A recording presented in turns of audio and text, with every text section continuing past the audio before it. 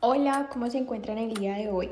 Hoy les hablaremos sobre la teoría neuropsicológica, teniendo en cuenta diferentes aspectos como lo son principales autores, modelos teóricos, áreas cerebrales, explicación de la adquisición y también tenemos que tener en cuenta que hablaremos desde la perspectiva de Alexander Luria. Y por último y no menos importante les daremos un ejemplo aplicado desde Luria.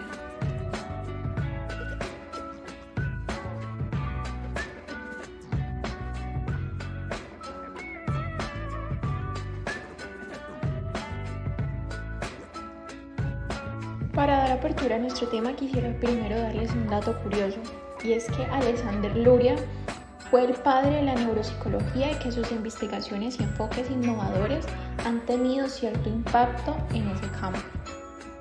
Noam Chomsky. Bueno, aquí básicamente se propone que el cerebro humano está específicamente construido para aprender el lenguaje mediante habilidades y esta es llamada adquisición del lenguaje. Por otro lado, tenemos a Vygotsky. Él aborda el pensamiento humano desde una perspectiva más que todo influenciada en la cultura y la socialización, teniendo en cuenta el desarrollo. Por otro lado, tenemos a Alexander Luria y en el cual hacemos mayor énfasis. Tenemos que tener en cuenta que Alexander Luria fue un neuropsicólogo soviético del siglo XX y que sus estudios se centraron más que todo en pacientes con daños cerebrales y este proporciona información valiosa sobre la organización funcional del cerebro. También tenemos que tener en cuenta que Luria desarrolló el concepto de sistemas funcionales y que su enfoque holístico influyó más que todo en la neuropsicología moderna.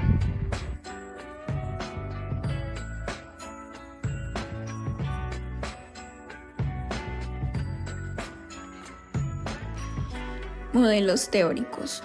Modelo de las funciones cerebrales complejas. Este modelo, basado en los principios del materialismo dialéctico y el materialismo histórico, sostiene que la mente y el cerebro son materia y no se pueden asumir como dicotomías separables. Propone que las representaciones mentales surgen de la interacción entre la materia del cerebro activo y el mundo objetal, en el contexto de la relación dialéctica entre el individuo, que este sería el cerebro-mente, y la sociedad, que sería la historia-cultura. Modelo heurístico de Luria, aportado por Alexander Luria. Este modelo se enfoca en cómo las diferentes áreas del cerebro contribuyen a las funciones cognitivas complejas. Luria identificó 3 unidades funcionales principales en el cerebro que son responsables de regular la atención y el despertar, recibir, procesar y almacenar información y planificar y ejecutar acciones. Modelos basados en la evaluación neuropsicológica. Estos modelos utilizan pruebas específicas, no específicas y de observación diferida para interpretar el estado neuropsicológico del ser humano, permitiendo analizar las funciones neuropsicológicas tanto en el laboratorio como en las actividades de la vida real. Modelos de rehabilitación neuropsicológica. Se centran en los procesos de restauración, compensación, sustitución y activación, estimulación e integración para intervenir en un cerebro que ha sufrido un daño adquirido.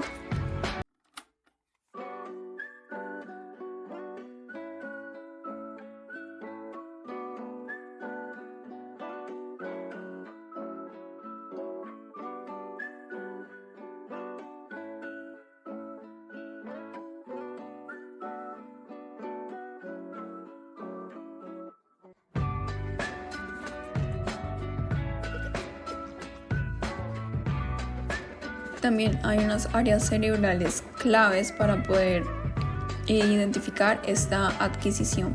Tenemos el área de Broca, que está ubicada en el hemisferio izquierdo. El área de Broca está relacionada con la producción del lenguaje, es responsable de la gramática y de la estructura de las frases. El área de Wernicke también es del hemisferio izquierdo. El área de Wernicke se enfoca en la comprensión del lenguaje, aquí se procesa el significado de las palabras y las frases. Y por último estaría la plasticidad cerebral, que el cerebro de los niños es altamente plástico, lo que significa que puede adaptarse y cambiar en respuesta a la experiencia. Durante la infancia y la niñez, las conexiones neuronales se fortalecen a medida que los niños están expuestos al lenguaje y lo practican.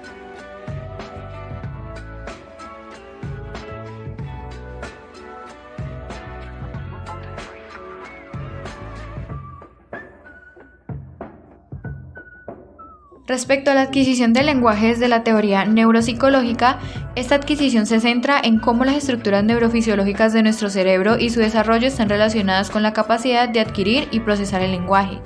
Esta perspectiva considera que el lenguaje es una de las funciones superiores del cerebro y que su adquisición está apoyada por una estructura anatómica y funcional compleja, que involucra diversos sistemas y subsistemas cerebrales. Desde el punto de vista neuropsicológico, el lenguaje infantil comienza con un periodo prelingüístico de balbuceos que gradualmente se convierten en expresiones sonoras con un significado contextual. Aproximadamente a los 8 meses, estos balbuceos dan un paso a un comportamiento ecolálico, del cual emergen las primeras palabras. Durante el segundo año de vida, se observa una explosión en la capacidad de adquirir y manejar el lenguaje, coincidiendo con un pico de mielinización de los axones, lo que facilita una conexión más fluida entre las áreas cerebrales implicadas en el lenguaje.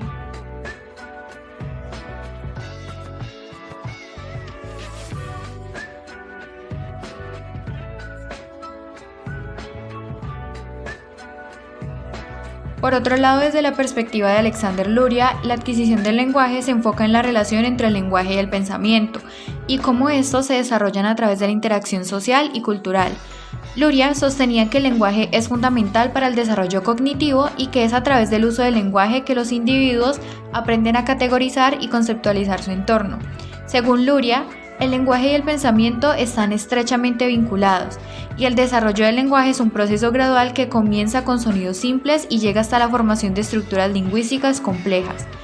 Este proceso no solo está influenciado por la maduración biológica, sino también por el entorno social y cultural en el que se encuentra el individuo. Por ejemplo, la interacción con los padres y otros cuidadores proporciona a los niños las estructuras necesarias para desarrollar el lenguaje. Luria también destacó la importancia de la función simbólica del lenguaje, la cual permite a las personas crear y manipular símbolos para representar objetos, acciones y conceptos, lo que es esencial para el pensamiento abstracto y la resolución de problemas.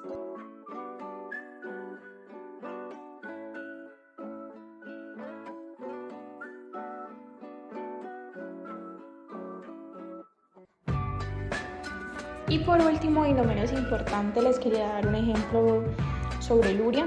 Y pues aquí básicamente Luria llevó como a cabo un experimento para estudiar a profundidad las funciones del lenguaje en pacientes con lesiones cerebrales, y pues uno de estos se llamaba Sasensky, pues el cual sufrió una lesión cerebral y desarrolló afasia semántica. Aquí pues básicamente afecta como todo lo lógico y gramatical, pero se mantiene intacta la estructura acústica. También tenemos que tener en cuenta que los pacientes pues con esta condición casi siempre como que sustituyen las palabras. Por ejemplo, en vez de decir silla, Sasensky podría decir como mesa o sofá. Y aquí es donde entra Luria, que pues básicamente analiza dónde están los errores lingüísticos y explora como más a profundidad y cómo se relacionan con otras funciones como lo son lo cognitivo y las áreas cerebrales. Eran impresionantes las responsabilidades que soportábamos y la oportunidad de estudiar un gran número de pacientes con lesiones cerebrales. Alexander Luria, muchas gracias, esto fue todo por la presentación.